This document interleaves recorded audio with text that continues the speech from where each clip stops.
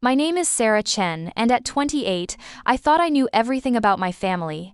That changed the day I found a box of letters hidden in my late grandmother's attic. These letters revealed my perfect younger sister Emma had been lying to our parents for years. What I discovered would either destroy our family or finally set us all free from the web of deception that had shaped our lives. Before I dive into this story, let me know where you're watching from in the comments. If you've ever felt like the black sheep in your family or discovered a shocking family secret, this story is for you. Hit that like button and subscribe because sometimes the truth is stranger than fiction. I was elbow deep in dusty boxes when I found it, a shoebox tucked behind photo albums in my grandmother's attic, deliberately hidden from view. Inside were 53 letters in my sister's handwriting, all addressed to dearest Grandma May. The first one I opened made my blood run cold. Thank you for the money transfer. The job I told everyone about, I lost it 3 months ago. I can't tell Mom and Dad, they're so proud of me. But I'm getting ahead of myself.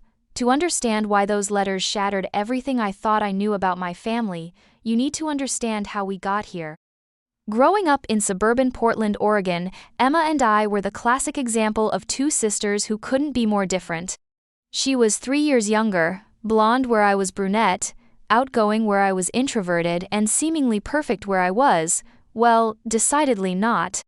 Emma was the kind of child parents dream about. She excelled in school without apparent effort, made friends effortlessly, and had a natural charm that made adults light up when she entered a room. Teachers loved her, neighbors doted on her, and our parents, David and Linda Chen, practically glowed with pride whenever they talked about their younger daughter.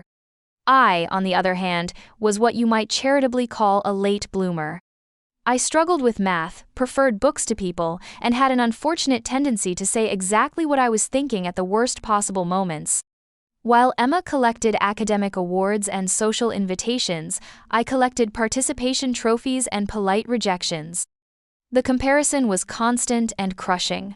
"Why can't you be more like Emma?" became the unofficial family motto. When Emma made honor roll for the 6th consecutive semester, my B+ average was met with gentle disappointment. When Emma was elected student body president, my decision to join the debate team was seen as finding my niche, which everyone knew was code for "at least she's trying." Our mother, Linda, was a high school English teacher who believed in excellence and had specific ideas about success. She'd grown up in a family where achievement was the currency of love. She unconsciously passed that pressure down to us. Emma seemed to thrive under it. I wilted. Emma's essay was selected for the district writing competition, Mom would announce at dinner, her voice bright with pride. The judges said it was one of the most mature pieces they'd seen from a high school student. "That's great," I'd mumble, stabbing at my vegetables and wishing I could disappear. My own writing, which my teachers praised consistently, never seemed to measure up to Emma's supposedly exceptional work. Our father, David, was a successful architect who'd built his firm from the ground up.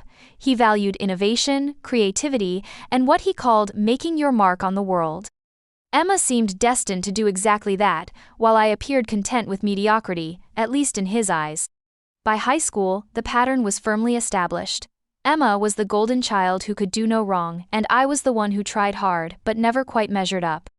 Emma dated the quarterback, was homecoming queen, and received early admission to Stanford. I dated sporadically, served on the yearbook committee, and was waitlisted at 3 state schools before finally getting into Portland State. The night I got my acceptance letter to Portland State, our family went out to dinner to celebrate, but the conversation quickly turned to Emma's latest achievement. She'd just been accepted into Stanford's exclusive journalism program. "2 successful daughters," Dad said, raising his wine glass, "though I have to admit, Emma, your Stanford acceptance is particularly impressive. Sarah, Portland State is a fine school too, of course." The dismissal was subtle but clear. Emma's achievements were impressive, mine were merely fine. Our parents tried to be fair, they really did, but when one child consistently shines and the other consistently struggles, it's hard not to play favorites. Family dinners became Emma appreciation sessions, where she'd regale us with tales of her latest accomplishment while I pushed food around my plate and wondered what was wrong with me. The worst part wasn't even the constant comparisons, it was how genuinely wonderful Emma seemed to be. She was kind to me, never overtly mean or competitive. When I was struggling with calculus, she offered to help. When I got rejected from my first choice college, she brought me ice cream and told me everything would work out. It would have been easier to hate her if she'd been cruel, but her kindness somehow made everything worse. Don't take it personally, she told me one night when our parents had spent an entire dinner discussing her academic achievements while barely acknowledging my own accomplishments. You know they love you just as much as me. But love and pride seemed to be two different things in our family, and pride was clearly reserved for Emma. The summer before college, things reached a breaking point. Emma had been featured in the local newspaper for her volunteer work with literacy programs. The article included a photo of her reading to children at the library, her face radiant with joy and purpose. "Look at this," Mom said, showing the article to every neighbor and family friend who visited. "Isn't she wonderful? She's going to change the world someday." Meanwhile, I'd been working 2 jobs to save money for college, one at a bookstore and another at a tutoring center for struggling students. I was genuinely good at the tutoring work, helping kids who reminded me of myself find confidence in their abilities, but when I mentioned my work to our parents, it was met with polite interest at best. "That's nice, honey," Dad said absently when I told him about a breakthrough I'd had with a particularly challenging student. Speaking of tutoring, Emma was just telling me about her acceptance into Stanford's peer mentoring program. Did you know they only select 20 students from the entire incoming class? I hadn't known that, but I wasn't surprised. Emma always seemed to land in exclusive programs and prestigious opportunities. After high school, I escaped to Portland State, grateful for the distance from my family's constant celebration of Emma's perfection. I threw myself into my studies, discovering a passion for psychology that surprised everyone, including myself. For the first time in my life, I was good at something, really good. My professors noticed my dedication and analytical skills. Dr. Rebecca Martinez, who taught my abnormal psychology class, pulled me aside after a particularly insightful paper I'd written on family dynamics and childhood trauma. "Have you considered graduate school, Sarah?" she asked, her eyes bright with interest. "Your understanding of psychological patterns is quite sophisticated for an undergraduate. You have an intuitive grasp of family systems that could serve you well in clinical work." The idea hadn't occurred to me. Graduate school was for the Emma types, the golden children who excelled at everything. But Dr. Martinez's encouragement planted a seed that began to grow. "I've never thought of myself as graduate school material," I admitted. "Well, you should," she said firmly. "You have something that can't be taught, genuine empathy combined with analytical thinking. That's rare."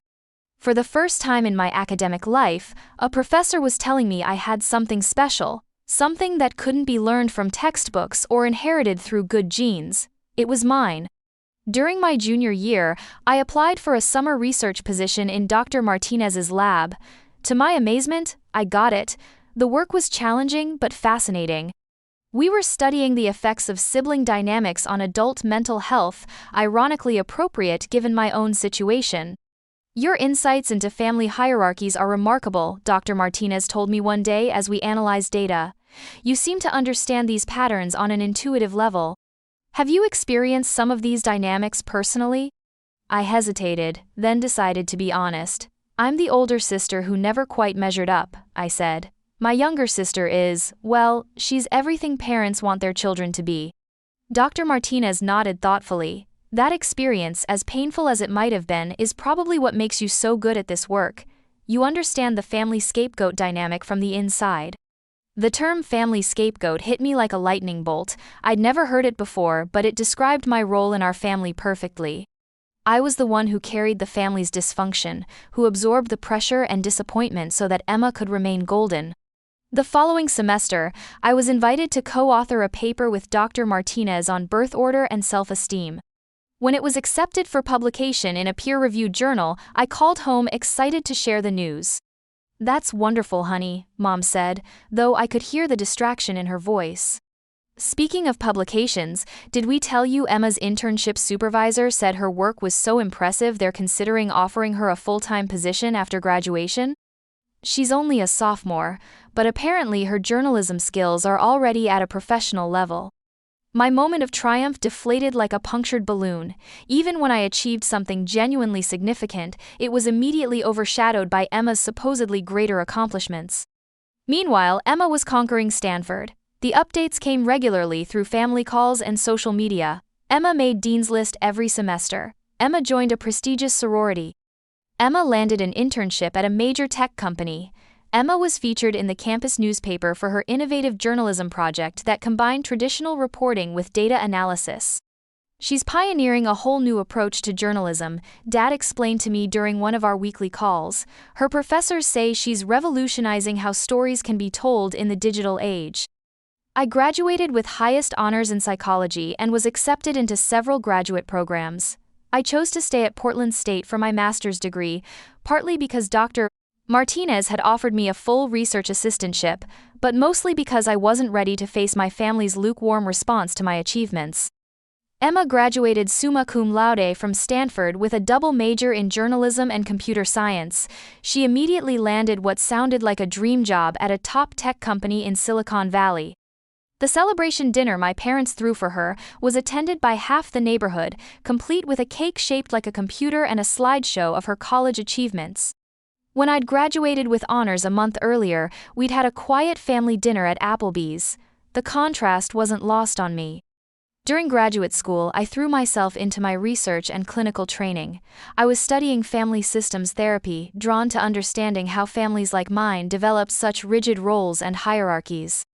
My thesis advisor, Dr. James Harrison, recognized my natural ability with family therapy cases. "You have a gift for this," he told me during one of our regular meetings. "Your case conceptualizations are sophisticated, and your therapy sessions show remarkable insight. Have you thought about opening your own practice someday?" The idea was both thrilling and terrifying. Me, running my own practice? Helping families navigate their complexities? It seemed impossible, but Dr. Harrison's confidence in me made it feel achievable. "I never imagined myself as someone who could run a business," I admitted. "That's exactly why you'd be good at it," he said. "You're not doing this for ego or status, you're doing it because you genuinely want to help people. That's the foundation of good therapeutic work." During my second year of graduate school, I began taking on therapy clients under supervision. My specialty became family therapy, particularly working with siblings who struggled with comparison and competition. The irony wasn't lost on me that I was helping other families solve problems I couldn't address in my own. One of my first clients was a family with two daughters, ages 16 and 13. The older daughter, Maria, was academically gifted but socially awkward. The younger, Sophia, was charismatic and popular but struggled in school. The parents constantly compared them, praising Sophia's social skills while lamenting Maria's lack of friends, and celebrating Maria's grades while expressing disappointment in Sophia's academic performance. "It's like they've decided we each get to be good at one thing," Maria told me during an individual session. "But I want to be good at everything, and I hate that they act like Sophia is better than me at being a person." Her words hit me like a physical blow. That was exactly how I'd felt growing up, like Emma was better at being a person while I was only allowed to be good at school, and even that wasn't valued the same way. Working with Maria and Sophia's family was transformative for me professionally and personally. I watched as the parents learned to celebrate each daughter's unique strengths without diminishing the other's achievements. I saw how the girls began to support each other instead of competing when the comparison pressure was removed. The key, Dr. Harrison explained as we discussed the case, is helping families understand that love isn't a limited resource. Celebrating one child's success doesn't require diminishing another's place, but many parents unconsciously create competitive dynamics because they themselves grew up in competitive families. The breakthrough came when I helped the parents understand how their constant comparisons were actually damaging both daughters. Maria was developing anxiety and perfectionism, while Sophia was acting out because she felt inadequate academically. "We never realized we were pitting them against each other," the mother said during a family session. "We thought we were motivating them to be their best. Instead, you were teaching them that love is conditional on performance," I explained gently. "Both girls are trying to earn your approval in different ways, but they're missing out on just being loved for who they are." If only my own family understood that principle. By the time I completed my master's degree, I was working with several families and had developed a reputation for being effective with sibling rivalry cases. My professors encouraged me to pursue doctoral work, but I was eager to start practicing independently. "You're ready," Dr. Harrison assured me. "You have the clinical skills, the theoretical knowledge, and most importantly, the intuition that makes great therapists. Don't let imposter syndrome hold you back." I took the leap and opened my own practice, starting small with a few clients while working part-time at a community mental health center. The work was challenging but incredibly fulfilling. I was helping families communicate better, supporting parents in creating healthier dynamics, and watching children flourish when the competitive pressure was removed. Meanwhile, at family gatherings, the script never changed. "Emma just got promoted again," Dad would announce. "She's the youngest team lead in her company's history." Or, "Emma's article got picked up by TechCrunch, we're so proud." My own achievements, completing my master's degree with a 4.0 GPA, building a successful practice, getting invited to speak at professional conferences, were acknowledged but never celebrated with the same enthusiasm. The breaking point came at Emma's 25th birthday party last year. The entire extended family had gathered at our parents' house to celebrate the golden child. I sat at the dinner table, watching everyone hang on Emma's every word as she described her latest work triumph, and felt the familiar ache of being invisible in my own family. "Tell them about the promotion, sweetheart," Mom prompted, beaming at Emma like she'd personally orchestrated her daughter's success. "Oh, it's nothing really," Emma said with false modesty that I now realize was probably genuine discomfort. "I just got named Senior Product Manager. It comes with a pretty significant raise and a corner office." The table erupted in congratulations.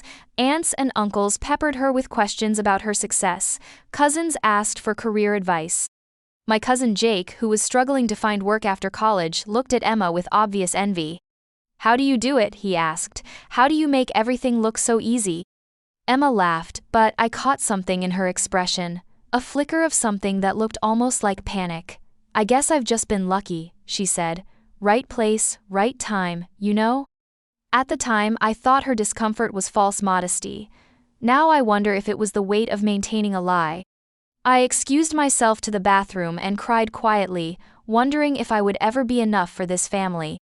When I returned, the conversation had moved on to Emma's latest tech conference presentation and her plans to speak at an upcoming industry event. "My daughter, the keynote speaker," Dad said proudly, raising his wine glass. "To Emma, who continues to amaze us all." Everyone toasted Emma's success while I sat there feeling invisible, questioning whether my own achievements had any value at all. I'd just been invited to present my research at a national psychology conference, but I didn't bother mentioning it. Why interrupt Emma's moment with news that would inevitably be met with polite but lukewarm interest? That was 6 months ago. 2 weeks ago, everything changed. Our grandmother, Grandma May, had passed away in her sleep at 89, leaving behind a lifetime of memories and a house full of carefully preserved possessions. She'd been the one family member who'd always treated Emma and me equally, never playing favorites or making comparisons. Her death was devastating for all of us, but especially for me.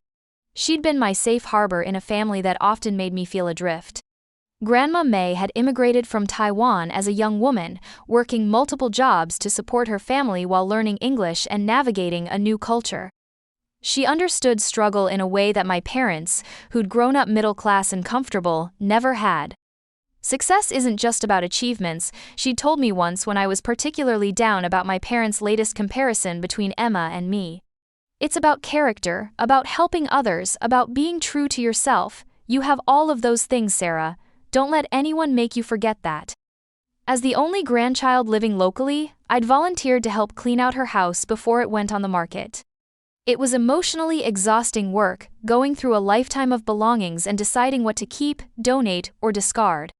Grandma May had been a meticulous organizer, saving everything from birthday cards to grocery receipts in carefully labeled boxes. Her system was complex but logical. She had separate containers for different types of correspondence, photo albums arranged by decade, and even saved newspaper clippings of events she'd found interesting. I'd been working through the main living areas for several days, making good progress but dreading the accumulated storage in the attic. The attic was hot and dusty, filled with decades of Christmas decorations, old furniture, and countless boxes of papers and photographs. It was my third day in the attic when I found it, the shoebox tucked behind larger photo albums, almost hidden from view. Unlike Grandma May's other meticulously organized storage, this box seemed deliberately concealed. It was labeled special letters in her careful handwriting, but its placement suggested secrecy rather than sentiment. Inside were letters, dozens of them, all addressed to dearest Grandma May in Emma's distinctive handwriting. At first, I thought they were just typical grandchild letters, maybe thank you notes for birthday gifts or updates on college life, but something about the dates didn't make sense. The letters spanned the last 5 years, far too many for simple holiday correspondence. I knew I shouldn't read them. Privacy is sacred, and these were clearly personal communications between Emma and our grandmother, but something nagged at me. The secrecy of their placement, the sheer volume of letters, the way they'd been hidden rather than stored with Grandma May's other correspondence. After an hour of internal debate, my curiosity won. I opened the first letter, dated about 8 months ago. Dearest Grandma May, thank you for the money transfer last month. I know you think I'm using it for rent, but I need to be honest with someone. The job I told everyone about, I lost it 3 months ago. I've been living off savings and credit cards, but I'm running out of options. I can't tell Mom and Dad. They're so proud of me, and I can't bear to disappoint them. You're the only one who knows the truth about how badly I'm struggling. Every family dinner where they brag about my amazing career makes me feel sicker. Please don't tell them. I'll figure something out, I always do. I just need a little more time to get back on my feet. Love always, Emma. I stared at the letter, reading it 3 times before the words sank in. This was dated 8 months ago, during the period when our parents were bragging about Emma's rapid rise at her company. According to this letter, she'd already been unemployed for months. My hands shaking, I opened another letter, this one from 2 years ago. Dearest Grandma May, I'm sorry to ask again, but I desperately need help with rent this month. The freelance work isn't as steady as I made it sound, and I'm behind on everything. I've been taking the money you send and telling Mom and Dad it's from my amazing salary, but the truth is I'm barely making ends meet. I picked up a job at a coffee shop just to pay for groceries, but I work the early morning shift so no one from home would ever see me there. Can you imagine if Dad found out his successful daughter was serving lattes at 5 a.m.? I know you're worried about me, but please don't say anything to the family. Sarah is doing so well with her graduate work, and Mom and Dad are finally proud of something I've accomplished. I can't let them know it's all a lie. Your grateful granddaughter, Emma. The letter fell from my trembling hands. Emma hadn't just lost one job, she'd been struggling professionally for years. The prestigious position at the tech company, the promotions and raises our parents constantly bragged about, the corner office and management responsibilities, it was all fiction. All maintained through increasingly desperate lies and financial support from our grandmother. I reached for another letter, my heart pounding. Dearest Grandma May, I've created this monster that I can't control anymore. Every lie requires 10 more lies to support it. I've told so many stories about my job that I can't keep track of what I'm supposed to be doing. Yesterday, Mom asked me about the presentation I supposedly gave to the board of directors, and I had to make up an entire story on the spot. The worst part is watching Sarah work so hard for real achievements while I get praised for fake ones. She built her practice from nothing, she's actually helping people, she's genuinely successful. But because her work doesn't sound as glamorous as my made-up tech career, our parents barely acknowledge what she's accomplished. I'm stealing her spotlight with lies, Grandma May. She deserves better. Emma. Tears were streaming down my face as I read letter after letter, each one revealing more of Emma's deception and its devastating impact on our family dynamics. She'd been working a series of temporary jobs, freelance gigs, and even retail positions to survive, all while pretending to be the rising star our family believed her to be. But it was a letter from earlier this year that revealed the full scope of Emma's desperation and its effect on me. Dearest Grandma May, something happened at dinner last night that made me realize how terrible this has become. Mom was telling Aunt Helen about my promotion to senior product manager, and then she looked at Sarah and said, "We're so lucky to have one daughter who really figured out how to succeed in her career." The implication was clear. Sarah, with her graduate degree in therapy practice, still wasn't succeeding the way I was supposedly succeeding, but Sarah is succeeding. She's built something real and meaningful from nothing. She's helping people, making a difference, earning respect from her colleagues and clients. Meanwhile, I'm living a complete lie and letting my sister feel inadequate because of my fictional achievements. She works so hard, Grandma May. She's accomplished everything I've been pretending to accomplish, and more, but our parents are so blinded by my fake success that they can't see her real success. I'm destroying my family with these lies. Sarah deserves better. She deserves parents who recognize her achievements instead of comparing her to a mirage. I don't know how to stop anymore. How do I tell them that their successful daughter is actually working 3 part-time jobs and can barely afford groceries? How do I admit that Sarah, the daughter they worry about, is actually the one who has her life together? Love always, Emma. The letter was stained with what looked like dried teardrops, and I found myself sobbing as I read it. My perfect golden sister had been drowning in secret for years while I'd resented her success, never knowing that the success was entirely fabricated. But the most devastating letter was the last one, dated just 3 weeks before Grandma May's death. Dearest Grandma May, I don't know how much longer I can keep this up. Yesterday at Sarah's graduation party for her counseling certification, I listened to Dad tell everyone how proud he is to have 2 successful daughters, and I wanted to disappear into the floor. Sarah has actually built something real. Her practice is thriving, she's helping families heal, she's genuinely accomplished everything I've been pretending to achieve. And there I was, accepting congratulations for my amazing career while she got polite nods for her actual accomplishments.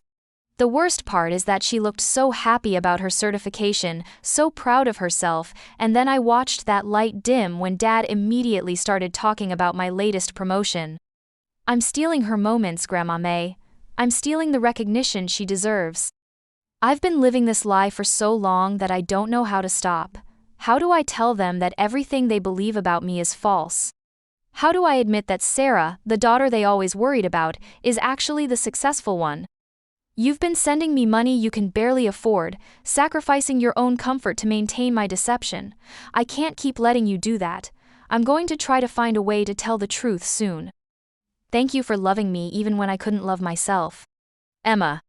I sat in Grandma May's dusty attic, surrounded by the remnants of her long life, and wept, not just for the shock of discovery, but for Emma. My perfect golden sister had been trapped in a prison of her own making, terrified of disappointing parents who had unknowingly created impossible pressure. But underneath my sympathy was a growing anger. While I'd spent years feeling inadequate, questioning my worth, and believing I was the disappointment in the family, Emma had been living a complete lie. Every family dinner where she'd shared her latest triumph while I felt invisible, every gathering where our parents glowed with pride over her achievements while my real accomplishments went unnoticed, all of it had been built on deception. As I continued reading, the financial details became clear. Over 5 years, Grandma May had sent Emma nearly $40,000. Money our elderly grandmother had somehow scraped together from her modest fixed income. Emma had used the money not just for basic survival but to maintain the expensive lifestyle she'd claimed to be earning through her career success. One letter detailed how Emma had bought an expensive dress for a family wedding using Grandma May's money, then spent the entire event fielding compliments about how successful she must be to afford such luxury items. Another explained how she'd been subletting a room in a shared apartment, not living in the luxury downtown condo she'd described to the family. The prestigious internship that had led to her job, she'd been let go after 2 weeks for not being a good cultural fit, the innovative journalism project that got her featured in the campus newspaper, she'd plagiarized portions of it and lived in constant fear of being discovered. The corner office and senior manager promotion she'd bragged about at her birthday party, pure fantasy. By evening, I was emotionally drained but filled with a cold fury. I had to make a decision. Do I confront Emma directly, tell our parents? Pretend I never found the letters and let the deception continue indefinitely? I thought about all the years I'd felt like a failure, all the times I'd wondered what was wrong with me that I couldn't be more like Emma. I thought about the genuine pride I'd felt when I finally found my calling in psychology, only to have it overshadowed by Emma's supposed achievements.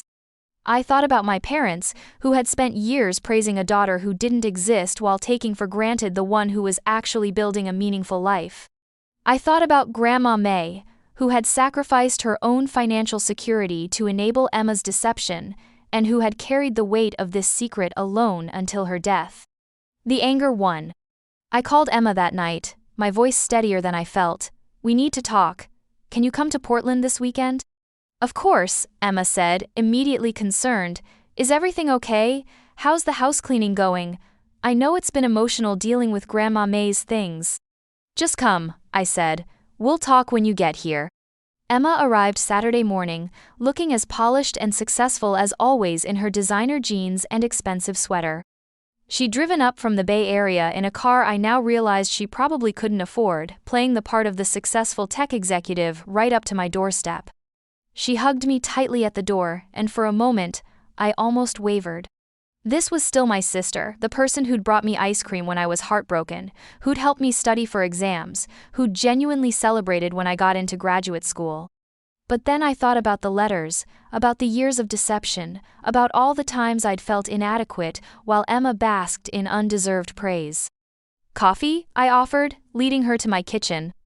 "Please," she said, settling into one of my chairs with the easy confidence I now recognized as carefully constructed. "You sounded upset on the phone. Did you find something difficult in Grandma May's things?"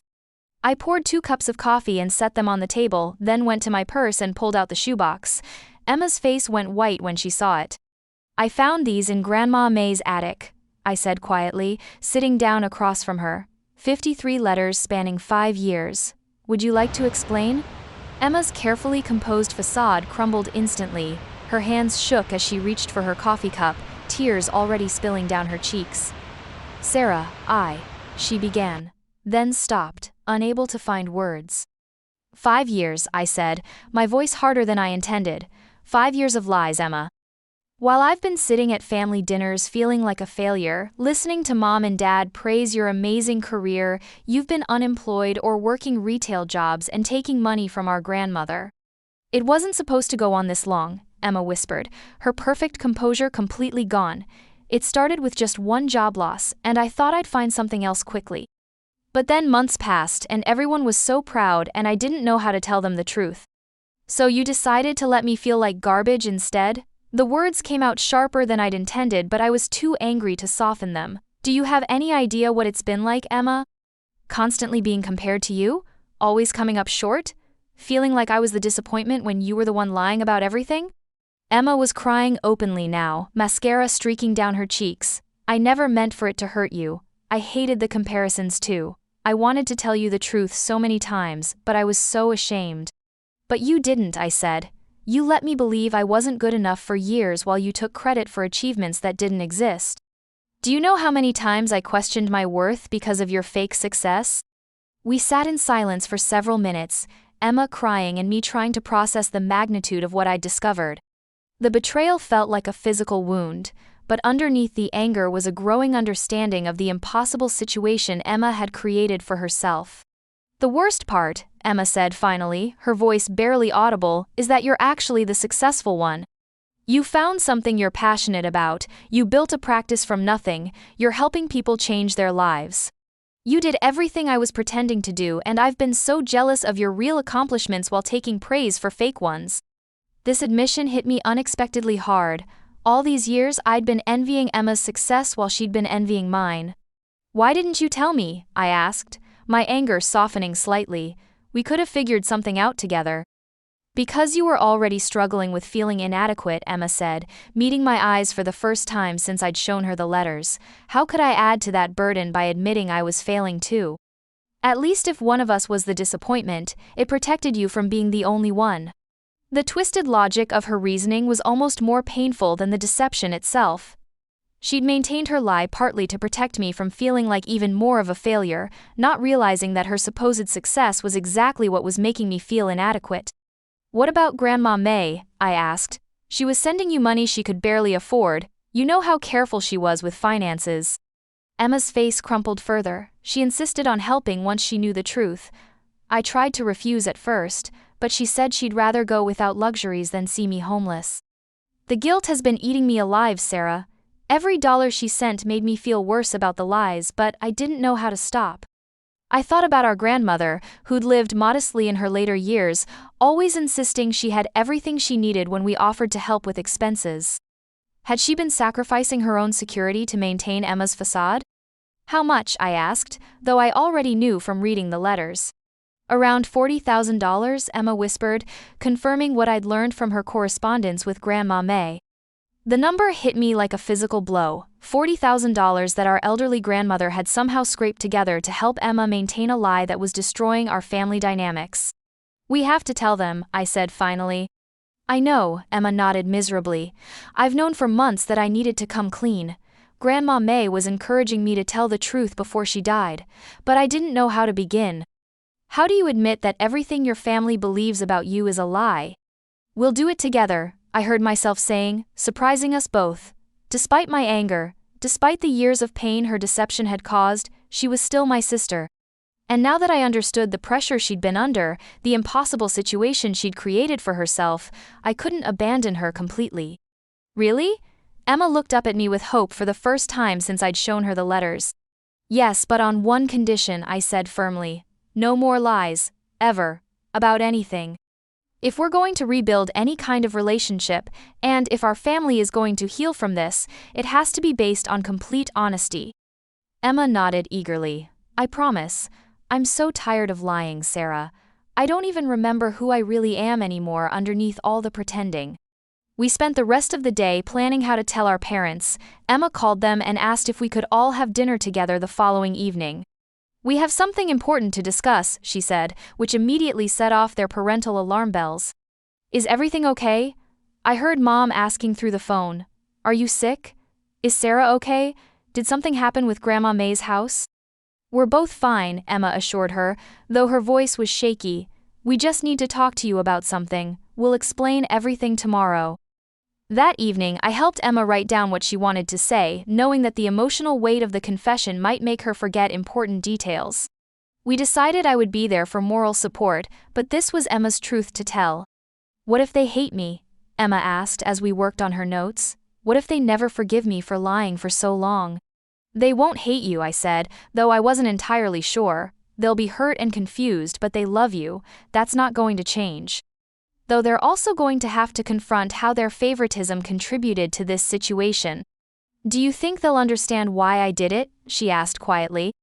I considered this carefully. I think they'll understand the pressure they put on you to be perfect. Whether they'll understand the lying, that's going to be harder.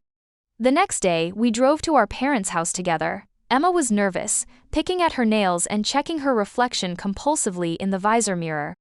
What if they hate me? She asked again as we pulled into the driveway. They won't hate you, I repeated, but Emma, you have to be prepared for this to be really difficult. They're going to feel betrayed, and they're going to realize they've been ignoring my actual achievements while celebrating your fictional ones. That's going to be painful for everyone. Our parents had made a special dinner, clearly thinking this was going to be some kind of celebration. Maybe Emma had gotten another promotion, or perhaps one of us had gotten engaged. The dining room table was set with the good china, and Mom had even bought a cake from our favorite bakery. This is quite the setup for just a family dinner, Dad said jovially as we sat down. What's the special occasion? Did you girls finally decide to move back to Portland? Or maybe someone has an announcement to make? He looked meaningfully between Emma and me, clearly hoping for news of an engagement or some other happy development. Emma and I exchanged glances. This was going to be even harder than we'd anticipated. Actually, Dad, there's something I need to tell you both, Emma began, her voice already shaking.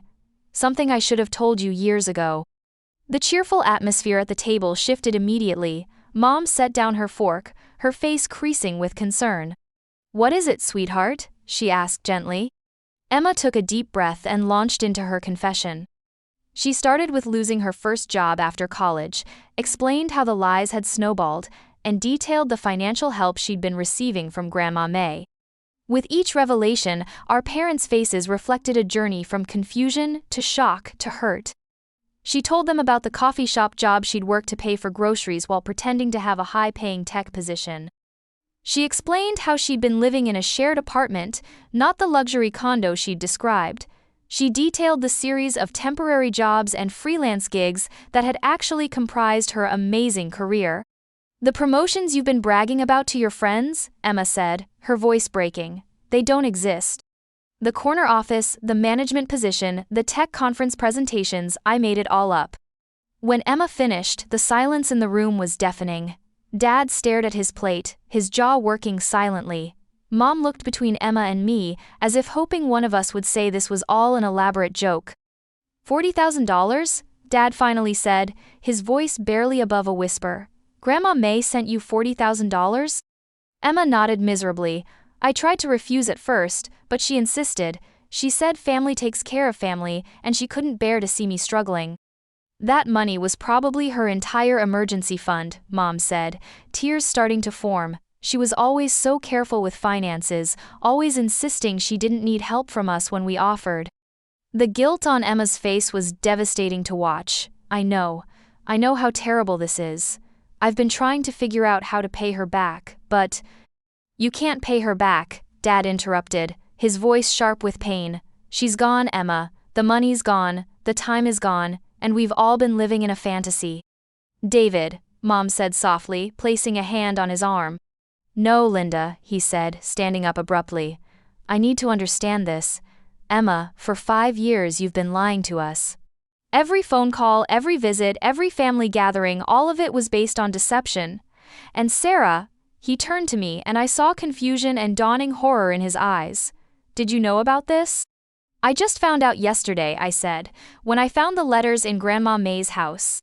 Dad's expression shifted as the implications sank in.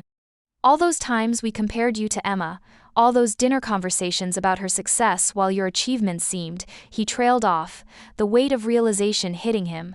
Oh God, Sarah. We've been celebrating a lie while ignoring reality, I finished quietly. Mom was crying now, her composure completely gone. Emma, honey, why didn't you tell us you were struggling? We could have helped. Because I saw how proud you were, Emma said through her own tears. You were finally proud of me, and I couldn't bear to take that away. Sarah was already the disappointment. You were never a disappointment, Mom interrupted, turning to me with horror. Sarah, you were never a disappointment. We've been so foolish, so blind. Haven't I been, though? I asked, my own emotions finally spilling over.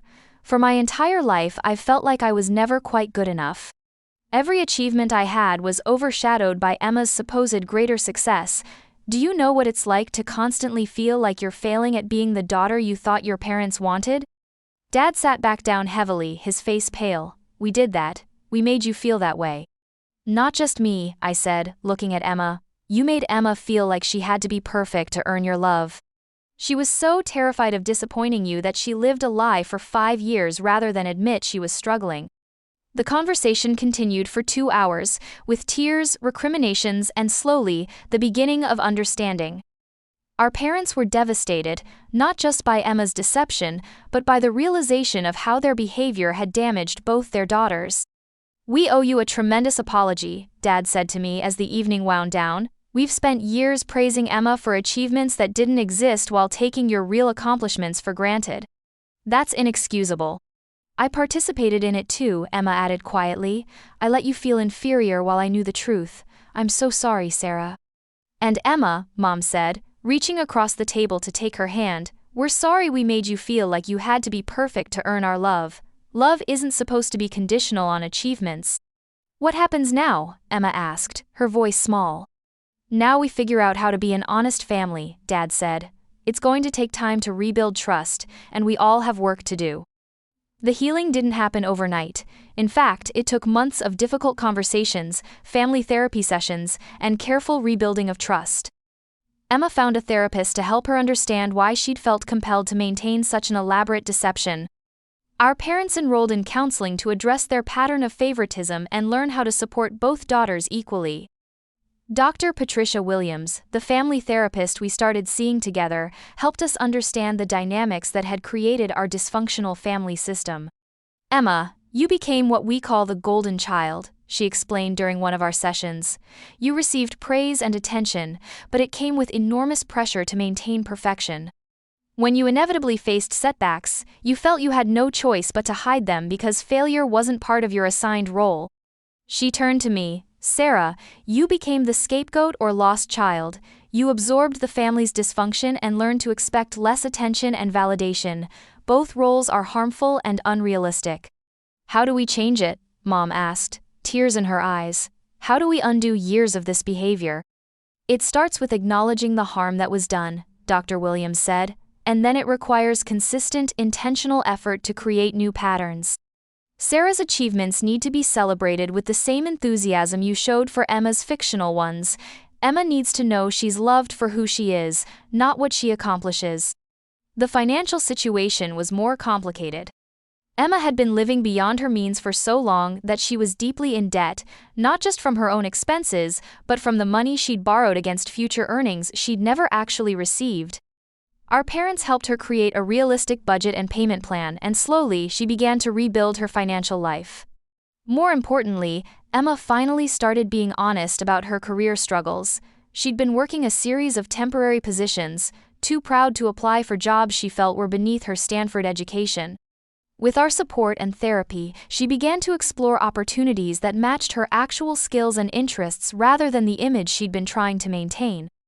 It turned out that Emma was actually quite talented at technical writing, something she'd discovered during one of her temporary positions. She began freelancing seriously, building a portfolio of real work instead of fabricated achievements.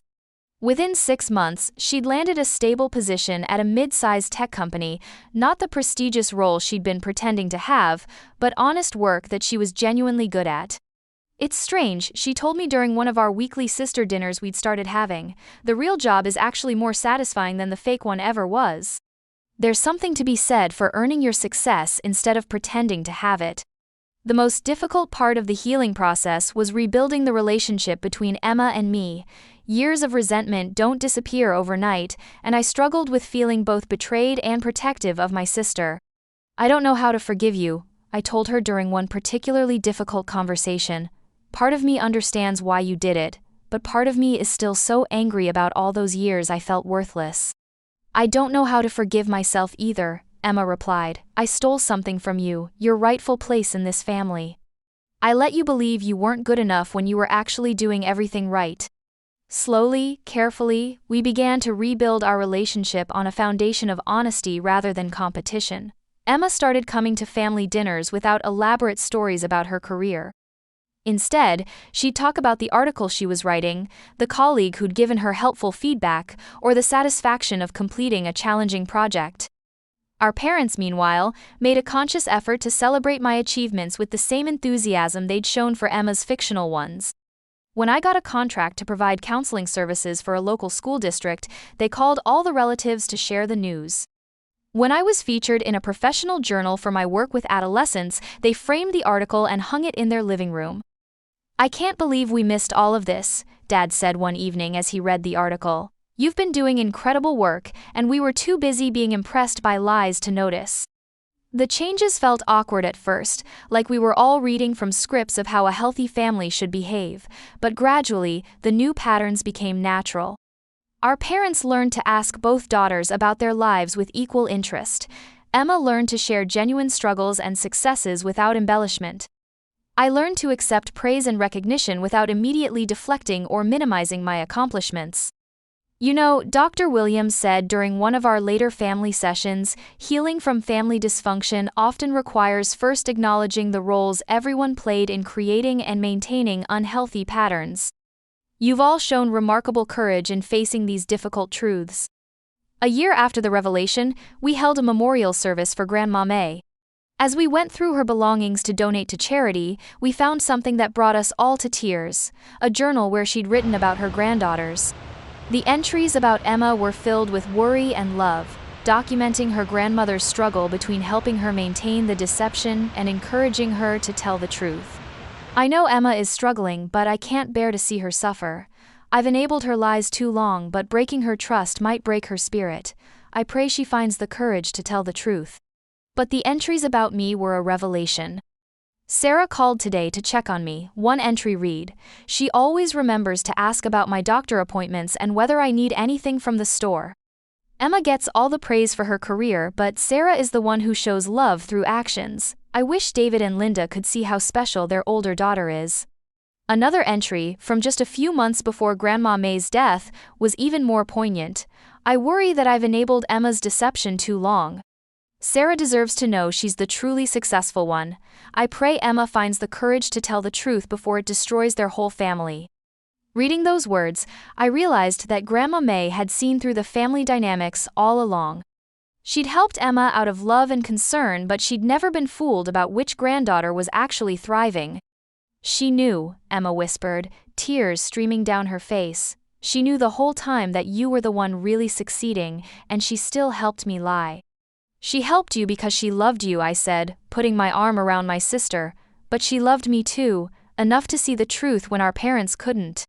Today, 2 years after finding those letters, our family looks completely different. Emma is stable in her job and slowly paying back the debt she accumulated during her years of deception. She's in a healthy relationship with someone who knows her real story, and she's learned to measure success by personal satisfaction rather than external validation. "I tell people about my sister, the therapist, all the time now," she said recently. "I'm genuinely proud of what you've built, and I love that I can brag about your real achievements instead of making up fake ones about myself." Our parents have worked hard to address their tendency toward favoritism, treating both daughters as individuals rather than comparing us constantly. They've learned to celebrate different types of achievements and to show interest in our lives without needing dramatic success stories to feel proud. "We're learning to be proud of who you are, not just what you accomplish," Mom said during a recent family dinner. "Though in your case, Sarah, we have both wonderful daughters who happen to also do meaningful work." "And me? I've discovered what it feels like to be truly seen and appreciated by my family. My counseling practice has grown substantially, and I recently published a paper on sibling dynamics that drew partly from my own experience. I'm still not the golden child. We've all agreed that particular role needs to be retired, but I'm finally seen as an equal partner in this family. The most unexpected outcome has been the strengthening of my relationship with Emma.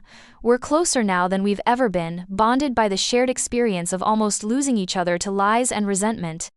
She's one of my biggest supporters, often referring potential clients to my practice and genuinely celebrating my professional achievements. I spent so many years being jealous of your real success while you were jealous of my fake success," she said recently over coffee. "We were both missing out on actually supporting each other." Last month, Emma came to watch me present at a national psychology conference, the first time a family member had ever attended one of my professional events. Seeing her in the audience, beaming with genuine pride as I discussed my research on family healing, felt like a miracle I'd never thought possible.